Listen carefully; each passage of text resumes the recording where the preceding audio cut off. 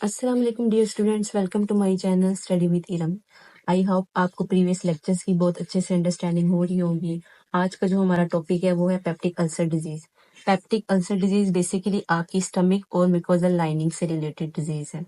अब जो peptic word है ये ड्राइव किया गया है पेप्सिन से। पेप्सिन एक एंजाइम है जो आपके स्टमक के अंदर रिलीज होता है, जो कि प्रोटीन की ब्रेक डाउन करता है। और अल्सर मीन्स क्या है? सोर फॉर्मेशन। सो पेप्टिक अल्सर डिजीज को जो है वो हम डिफाइन कर लेते हैं। A break in the lining or exudation hollowed out area in the mucosal wall of stomach। सो क्या है कि आपकी म्यूकोजल लाइनिंग के अंदर ब्रेक आ गया, ठीक है, कट आ गया।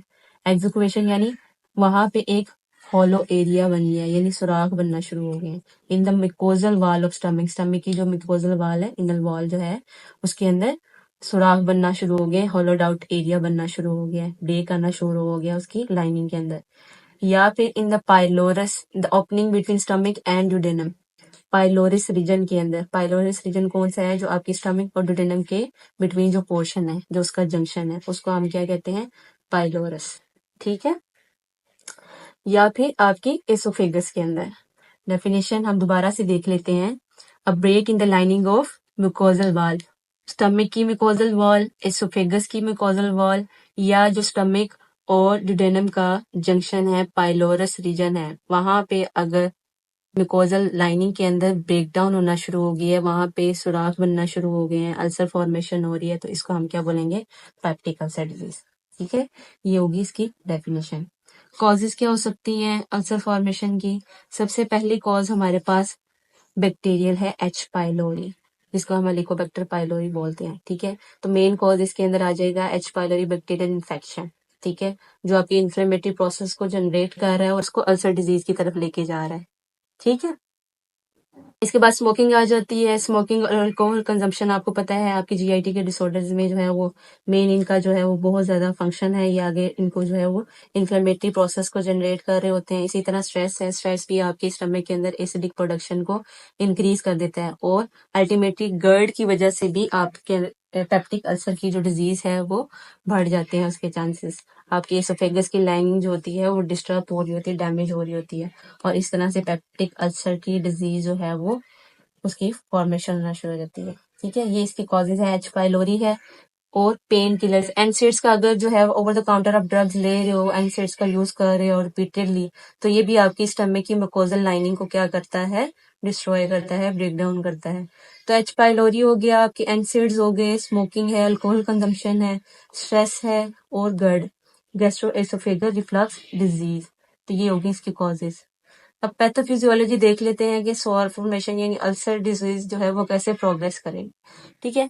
तो अब पॉजिटिव एजेंट्स अगर हम देखें तो उसके अकॉर्डिंगली इनमें आपके एनसेड्स हैं, या फिर अल्कोहल कंजप्शन है, कॉफी है, स्मोकिंग है, गर्ड है, जो भी पॉजिटिव एजेंट, लाइफस्टाइल चेंजेस हैं आपकी, ठीक है, ये क्या करेंगी? एक्सेसिव सिक्रीशन करेंगी HCl की, हाइड्रोक्लोरिक एसिड की, यानी आपके स्टमक के अंदर जो HCl रिलीज होता है उसके प्रोडक्शन को क्या कर देंगी? इंक्रीज कर देंगी, और म्यूकस प्रोडक्शन को कम कर देंगी, डिक्रीज कर देंगी। जब म्यूकस प्रोडक्शन जो होता है बेसिकली आपकी म्यूकोजल लाइनिंग को प्रोटेक्ट कर रहा होता है, तो HCl की प्रोडक्शन इंक्रीज हो गई है और जो प्रोटेक्टिव मैकेनिज्म है वो कम हो गया, म्यूकस प्रोडक्शन कम हो गई है। तो ये दोनों चीजें, इनका सिंक्रोनाइजिंग इफेक्ट क्या आएगा कि ये म्यूकस मेम्ब्रेन को क्या कर देंगी? ब्रेक डाउन कर देंगी, ठीक है। तो अल्टीमेटली ये ले जाएंगी ब्रेक डाउन की तरफ म्यूकस मेम्ब्रेन की, जो कि स्टमक की लाइनिंग है। देन ये जो एसिड प्रोडक्शन हो रही है, इंक्रीज एसिड प्रोडक्शन, ये आपके गैस्ट्रिक म्यूकोजा के अंदर एंटर होना शुरू हो जाएगा, म्यूकोजल लाइनिंग के अंदर ब्रेक करेंगे और उसके अंदर एंटर होना शुरू हो जाएगा, और इस तरह से वहां पे एक होलो एरिया बनना शुरू हो जाएगा, अल्सर डिजीज जो है वो बनना शुरू हो जाएगी, ठीक है। तो ये है इसकी पैथोफिजियोलॉजी। जो भी पॉजिटिव एजेंट है वो HCl की प्रोडक्शन को इंक्रीज करेगा, HCl की जैसे प्रोडक्शन इंक्रीज होगी म्यूकस प्रोडक्शन जो है वो डिक्रीज हो जाएगी। अब HCl की जो इंक्रीज प्रोडक्शन है ये आपकी म्यूकोजल लाइनिंग को ब्रेक करेगी और आपकी म्यूकस मेम्ब्रेन के अंदर HCl जो है वो एंटर होना शुरू हो जाएगा, एसिड जो भी मटेरियल, ठीक है, एसिड इंक्रीज होना शुरू हो जाएगा और इस तरह से गैस्ट्रिक अल्सर के चांसेस बढ़ जाएंगे। पेप्टिक अल्सर डिजीज के साइन एंड सिम्टम्स देख लेते हैं, ठीक है। इसमें सबसे पहले आपकी डल नॉइंग पेन होगी, ठीक है, जैसे एक बर्निंग सेंसेशन आएगी आपकी एब्डोमिनल रीजन के अंदर, ठीक है। एब्डोमिनल पेन है, नॉइंग पेन, इसकी एक स्पेसिफिसिटी है जिसमें एक बर्निंग एब्डोमिनल पेन होता है, ठीक है, और डल होगी। चेंज इन एपिटाइट, भूख के अंदर जो है वो पेशेंट की जो है चेंजेस आएंगी, नोजिया वॉमिटिंग, ठीक है, अल्सर फॉर्मेशन की वजह से ये चेंजेस आ रही हैं, इनडाइजेशन होगी, प्रॉपरली फूड डाइजेस्ट नहीं होगा और इस तरह से वेट लॉस की तरफ पेशेंट जाएगा जो कि अनएक्सप्लेन है, किस रीजन की वजह से है कोई पता नहीं है, ठीक है। अनएक्सप्लेन वेट लॉस होगा, चेस्ट पेन होगी, ठीक है, स्टमक के पेन है, ठीक है, जो एग्रावेट कर रही है, चेस्ट पेन की तरफ जा रहा है और हिमेटामेसिस हो सकता है। हिमेटामेसिस क्या है, आपकी वॉमिटिंग के अंदर ब्लड आना शुरू हो जाएगा, ब्लड टिंग जो है वो वॉमिटिंग होगी। इसी तरह मेलिना की जो है वो इसके साइंस आएंगे लाइक ब्लड इन स्टूल, ठीक है, वॉमिटिंग के अंदर ब्लड आ रहा है, ठीक है, क्योंकि आपकी जो स्टमक के अंदर म्यूकोजल लाइनिंग ब्रेक हो रही है, हेमरेज हो रहा है, वहां पे ब्लीडिंग हो रही है, तो उस वजह से या तो हेमेटोमेसिस हो रही है, ठीक है, वॉमिटिंग के अंदर ब्लड आ रहा है, या फिर आपके स्टूल के अंदर आना शुरू हो गया जिसको हम मेलिना बोलते हैं, ठीक है। ये दो टर्मिनोलॉजीज नहीं है अभी तक जो हम पिछले लेक्चर्स पढ़ चुके हैं उनके अंदर, ये हमारे पास दो न्यू टर्म्स आ गई हैं, हेमेटोमेसिस और मेलिना। हेमेटोमेसिस क्या है, ब्लड इन वॉमिटिंग, ठीक है, और मेलिना क्या है, ब्लड इन स्टूल। तो ये हो गए हमारे पास sign and symptoms. Diagnostic test इसके लिए हम कौन से करवा सकते हैं, पेप्टिक अल्सर डिजीज को जो है वो डायग्नोस करने के लिए आया, यहाँ पे प्रॉब्लम किस जगह पे है, ठीक है। मेडिकल हिस्ट्री हम पेशेंट की लेंगे, कोई एलर्जी के इफेक्ट्स हैं किसी ड्रग के अगेंस्ट, एनसेड्स का उसका यूज कैसा है, पेन किलर्स कितने फ्रिक्वेंटली वो ले रहा है, ठीक है, उसको कोई डिजीज है, अल्कोहल कंजम्पशन है, उसका लाइफस्टाइल कैसा है, स्ट्रेस की कोई कंडीशन है, ठीक है। पेशेंट की मेडिकल हिस्ट्री बहुत इंपॉर्टेंट है। देन फिजिकल एग्जामिनेशन कर सकते हैं पेशेंट का, बाउल साउंड, बाउल मूवमेंट्स देख सकते हैं, अपर जीआईटी एंडोस्कोपी करवा लेंगे, ठीक है, आपके जो जीआईटी है वो एंडोस्कोपी करवा लेंगे, बायोप्सी ले लेंगे वहां से, सीटी स्कैन करवा सकते हैं, सीबीसी करवा सकते हैं, ताकि हम इन्फेक्शन को भी जो है वो रूल आउट कर सकें, कौन सा इन्फेक्शन चल रहा है। यूरिया ब्रेथ टेस्ट करवा सकते हैं टू डिटेक्ट एच पाइलोरी, ये एक स्पेसिफिक टेस्ट है जो हम एच पाइलोरी को डिटेक्ट करने के लिए करते हैं, यूरिया ब्रेथ टेस्ट, ठीक है। इसके अलावा स्टूल टेस्ट कर सकते हैं, स्टूल एंटीजन टेस्ट होता है बेसिकली, जिसमें आपके एच पाइलोरी के एंटीजन जो है वो रिलीज होते हैं और स्टूल टेस्ट करवा के हम इसको रूल आउट कर सकते हैं, ठीक है। ये इसका डायग्नोस्टिक क्राइटेरिया है जिसमें मेडिकल हिस्ट्री ले रहे हैं हम पेशेंट की, फिजिकल एग्जामिनेशन, एंडोस्कोपी, सीटी, सीबीसी, यूरिया ब्लड टेस्ट और स्टूल एंटीजन टेस्ट करवा रहे थे, ठीक है। ये इसका हो गया डायग्नोस्टिक क्राइटेरिया। अब इसको डायग्नोस करने के बाद हमारा नेक्स्ट स्टेप क्या है, हम इसको मेडिकली मैनेज कैसे करेंगे।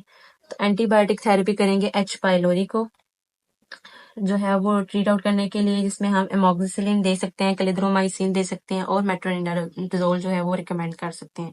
ये हमारी सिंपल सी एंटीबायोटिक थेरेपी है एच पाइलोरी के लिए, ठीक है। अगर एच पाइलोरी डायग्नोस हुआ है तो उसमें हमने एंटीबायोटिक थेरेपी करनी है। प्रोटोन पंप इनहिबिटर्स दे सकते हैं, वेप्राजोल, पेंटाप्राजोल, लेंसोप्राजोल, ये हम किस लिए दे रहे हैं, ताकि हम स्टमक एसिड के प्रोडक्शन को कम कर सकें। या हम H2 रिसेप्टर ब्लॉकर्स दे सकते हैं, H2 रिसेप्टर एंटेगोनिस्ट दे सकते हैं, रिनाइटिडीन है, फेमोटिडीन है, जो कि एसिड के प्रोडक्शन को कम करे। इसी तरह एंटासिड्स देंगे ताकि एसिड को न्यूट्रलाइज किया जा सके, स्टमक एसिड को, जितना एसिड कम होगा उसी तरह म्यूकोजल लाइनिंग जो है वो ज्यादा डिस्ट्रॉय नहीं होगी। यही हमने मैनेजमेंट प्रीवियस लेक्चर में GERD में भी पढ़ चुके हैं, ठीक है स्टूडेंट्स। नेक्स्ट हमारे पास आ जाती है इसकी सर्जिकल मैनेजमेंट। सर्जिकल मैनेजमेंट जो है वो वेगोटमी है और उसके साथ हम या तो पाइलोरोप्लास्टी करते हैं या फिर नहीं करते हैं, ठीक है। अगर हम वेगोटमी कर गए, वेगोटमी क्या है, वेगस नर्व के जो है हम उसके कुछ ब्रांचेस को कट डाउन कर देते हैं ताकि स्टमक की जो है वो एसिड प्रोडक्शन को हम रिड्यूस कर सकें। अब वेगस नर्व जो है वो स्टमक को जो है वो सप्लाई कर रही होती है सिग्नल, इससे क्या होता है आपकी स्टमक के अंदर एसिड प्रोडक्शन होती है। अब इसकी जब ब्रांचेस हम कट कर देंगे तो स्टमक एसिड के अंदर जो है वो रिडक्शन आएगी, ठीक है, उसको रिड्यूस कर सकते हैं। इसके साथ समटाइम क्या होता है, अगर हम ट्रंकल वेगोटमी करते हैं तो उसके सिग्नल जो पाइलोरोप्लास्टी करनी पड़ती है, हमें क्यों करनी पड़ती है, ताकि आपका जो पाइलोरस है उस स्फिंक्टर के अंदर जो है वो उसको सिग्नल्स नहीं मिल रहे होते कि वो ओपन हो और आपका स्टमक कंटेंट जो है वो डिडन में एंटर हो। तो इसलिए हम पाइलोरोप्लास्टी करते हैं, जिसमें हम पाइलोरस को जो है वो क्या कर रहे होते हैं, रिकंस्ट्रक्ट कर रहे होते हैं, उसकी ओपनिंग को थोड़ा सा वाइड कर देते हैं, ठीक है। इसलिए हमें पाइलोरोप्लास्टी भी करनी पड़ती है वेगोटमी के साथ। तो वेगोटमी सिंगल भी कर सकते हैं, और अगर हम ट्रंकल कर रहे हैं वेगोटमी, वेगस नर्व की ब्रांचेस ज्यादा काट रहे हैं, तो फिर हम क्या करेंगे, पाइलोरोप्लास्टी भी करेंगे इसके साथ, ठीक है। इसके अलावा एंट्रेक्टमी है, ये एक प्रोसीजर है जो हम कर सकते हैं। एंट्रेक्टमी में हमने क्या करना है, इसकी रियकरेंस को जो है वो रिड्यूस करता है एंट्रेक्टमी जो सर्जिकल प्रोसीजर है। ठीक है। Removal of pylorus portion of stomach with anastomosis to other with duodenum और जिजेनम। इसमें हम डिस्टल गैस्ट्रेक्टमी करते हैं बेसिकली। ठीक है। गैस्ट्रेक्टमी करके उसको हमने स्टमक का जो रिमेनिंग पोर्शन है उसको हमने एनास्टमोस कर देना है, जोड़ देना है आपके डिडेनम के साथ या फिर जिजेनम के साथ। ठीक है। ये होगी हमारे पास इसकी सर्जिकल मैनेजमेंट। वेगोटमी कर रहे हैं और एंट्रेक्टमी कर रहे हैं। देन स्टूडेंट हमारे पास आ जाएगी इसकी nursing intervention. After surgical management post operative care patient की आपने कैसे करनी है। The main focus of the staff nurse is to reduce the pain of the patient. सबसे पहले आपने पेशेंट की पेन को रिलीव करना है। पेन रिलीव करने के साथ साथ आपने एनजी ट्यूब पास किया है पेशेंट की न्यूट्रिशन को मेंटेन करने के लिए, तो उसकी प्रॉपर प्लेसमेंट जो है वो बहुत जरूरी है। ठीक है। उसको कॉम्प्लिकेशंस को हमने देखना है। ठीक है। एस्पिरेट से बचाना है। देन रिड्यूस एंजाइटी, पेशेंट की एंजाइटी को रिड्यूस करना है ताकि वो आपके साथ मजीद मेडिकल सर्जिकल मैनेजमेंट जो है वो कोऑपरेट कर सके। एंजाइटी रिड्यूस कर सकते हैं इमोशनल सपोर्ट के थ्रू, प्रॉपर काउंसलिंग के थ्रू, उसकी फैमिली इन्वॉल्वमेंट के थ्रू। ठीक है। उसकी एंजाइटी को रिड्यूस करेंगे। वाइटल साइंस मॉनिटरिंग जो है वो बहुत जरूरी है। ठीक है। पेशेंट के fluid and nutritional balance, that is most important, क्योंकि आपने देखा पीछे साइन एंड सिम्टम में वेट लॉस हो रहा है पेशेंट का। ठीक है। तो हमने फ्लूइड एंड न्यूट्रिशनल बैलेंस जो है वो मेंटेन करना है ताकि पेशेंट की इम्यूनिटी को भी बूस्ट अप किया जा सके और उसका नॉर्मल वेट को जो है वो हम बैलेंस कर सकें। देन आ जाएगी मॉनिटरिंग हेमरेज। इंसिडेंट साइड पे हमने हेमरेज के चांसेस भी जो है हो सकते हैं, उसको हमने मॉनिटर करना है। प्लस मलीना और हेमेटामिसिस को हमने जो है वो नोट डाउन करना है। आया दोबारा से स्टूल के अंदर जो है वो ब्लड तो नहीं आ रहा, या आपकी वोमिटिंग के अंदर जो है वो ब्लड तो नहीं आ रहा। ठीक है। हमने हेमरेज को जो है वो मॉनिटर करना है। Assess incident site, incident site को आपने देखना है, इन्फेक्शन से जो है वो प्रिवेंट करना है, उसको प्रॉपरली क्लीन रखना है। ठीक है। ड्रेसिंग ये वो इसकी सारी मैनेजमेंट आपने करनी है। Then observe for bowel movement, patient की बावल मूवमेंट जो है वो हमने देखनी है। पेशेंट ने स्टूल पास किया है नहीं किया, उसकी फ्रिक्वेंसी कैसी है, उसकी कंसिस्टेंसी कैसी है। ठीक है। ये है इसकी नर्सिंग इंटरवेंशन। पेन को एलिविएट करेंगे, एंजाइटी रिड्यूस करनी है, उसका न्यूट्रिशनल बैलेंस, वाइटल साइंस, एंजियोट्यूब की केयर, उसके हेमरेज को जो है वो मॉनिटर करना है और बावल मूवमेंट्स जो है वो हमने देखनी है पेशेंट की। ठीक है। स्टूडेंट्स हमने आज पेप्टिक अल्सर डिजीज पढ़ी जिसमें हमने उसको डेफिनेशन देखी कि म्यूकोजल लाइनिंग के अंदर ब्रेकडाउन आ रहा है। ठीक है। सोर फॉर्मेशन हो रही है, वहां पे सुराग बनना शुरू हो गया। ठीक है। कॉजेज देखिए, एच पाइलोरी है, एनसिड्स का यूज है, अल्कोहल कंजप्शन और स्ट्रेस है। पैथोफिजियोलॉजी देखिए, जो भी पॉजिटिव एजेंट्स हैं वो क्या कर रहे हैं, आपके स्टमक के अंदर HCl के प्रोडक्शन को इंक्रीज कर रहे हैं। ठीक है। और इस तरह से अल्सर डिजीज डेवलप कर रही है। साइलेंट सिम्टम देखिए, पेन है, नोजिया, वॉमिटिंग, इनडाइजेशन है और वेट लॉस हो रहा है, चेस्ट पेन है, और दो मेन साइंस हमने देखे हैं, मेटामिसिस और मेलिना, जिससे हमें पता चलेगा हेमरेज का। ठीक है। आपकी स्टमक लाइनिंग के अंदर डायग्नोस्टिक फाइंडिंग्स हमने देखी। मेडिकल मैनेजमेंट देखी, जिसमें एच पाइलोरी को ट्रीट करने के लिए एंटीबायोटिक ट्रीटमेंट दे रहे हैं, प्रोटोन पंप इनिबिटर्स दे रहे हैं ताकि ACL की प्रोडक्शन को डिक्रीज कर सके।